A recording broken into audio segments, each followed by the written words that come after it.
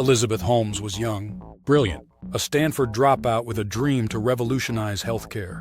At just 19, Elizabeth Holmes claimed she could test for hundreds of diseases with a single drop of blood. She convinced billionaires, presidents, and media giants. But it was all built on a lie. This is the true story of Theranos and the woman who nearly fooled the world. Elizabeth Holmes was born in 1984 in Washington, D.C. She was smart, driven, and obsessed with greatness. By 19, she dropped out of Stanford to pursue an idea. What if you could run dozens of blood tests using just a finger prick? She founded Theranos, and her pitch was irresistible. Faster, cheaper, painless blood testing.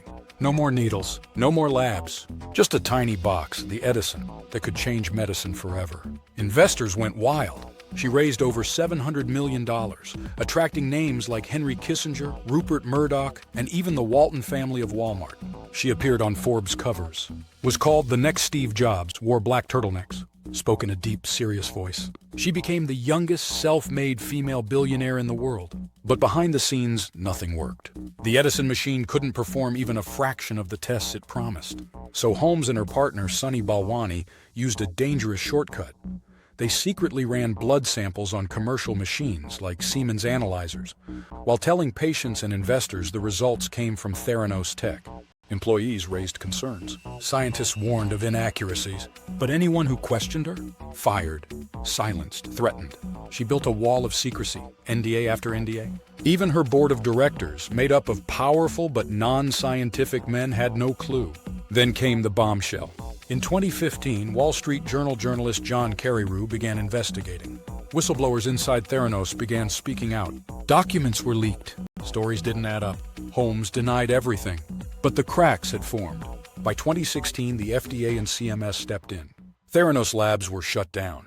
Partnerships with Walgreens and Safeway collapsed.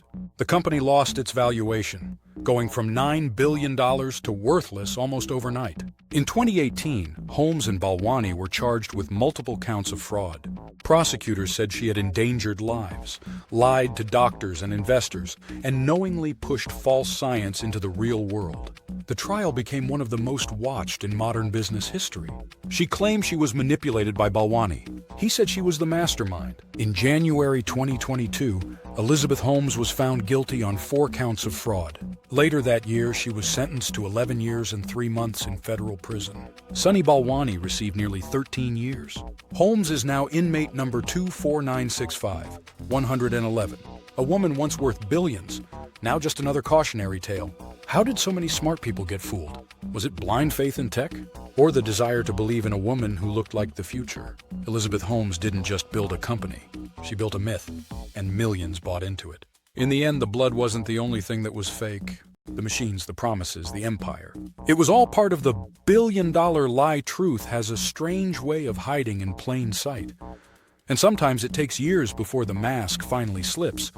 If stories like this captivate you, you're in the right place. Subscribe for more real-life mysteries, shocking scandals, and the hidden truths they tried to bury.